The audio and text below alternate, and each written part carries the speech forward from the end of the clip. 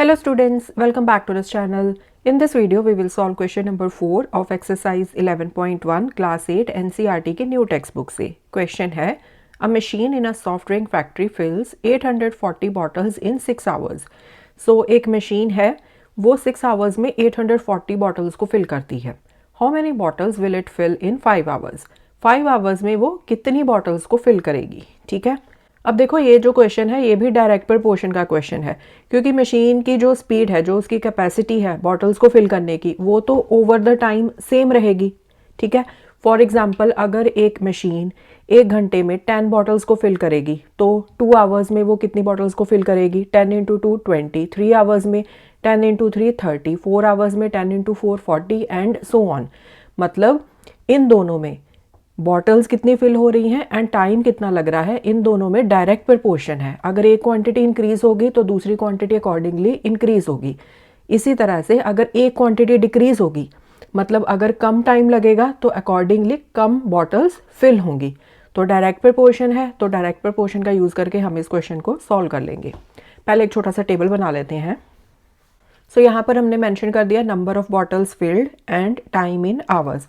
तो 840 bottles fill होती हैं 6 आवर्स में. 5 आवर्स में कितनी बॉटल्स फिल होती हैं ये हम निकाल लेंगे. ठीक है. अगर आप इसको x ले लो इसको ले लो y. So this is x1, this is x2, this is y1, this is y2. So x2 यहाँ पर हमने फाइंड आउट करना है. सो हमें यहाँ पर लेट कर लेते हैं let the number of bottles filled in 5 hours is equal to x2. So यहाँ पर हमने ये स्टेटमेंट मेंशन कर दी. अब हमें पता है कि x एंड y मतलब number of bottles filled and time they are in direct proportion. So x1 upon y1 is equal to x2 upon y2. आप यहाँ पर लाइन भी मेंशन कर सकते हो here.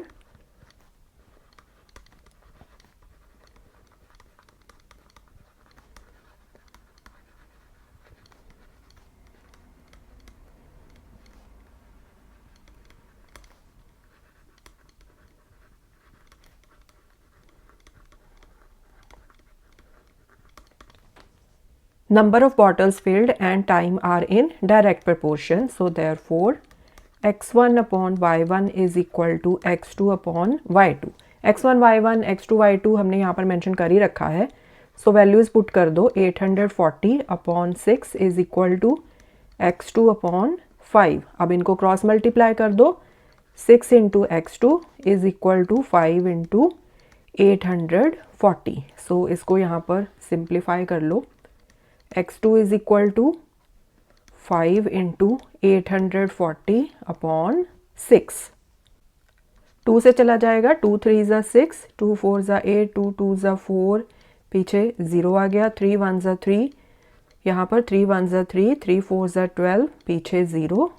x2 is equal to 5 into 140, पीछे 0 लग गया. 14 5 ज़ा ये होता है 70. सो x2 is equal to 700. मतलब कितनी बॉटल्स फिल होंगी 5 आवर्स में. 700 bottles. So this is the answer. So students this was question number 4. I hope ये क्वेश्चन आपको अच्छे से समझ में आया होगा. Next question we will solve in the next video. Thanks for watching. Take care.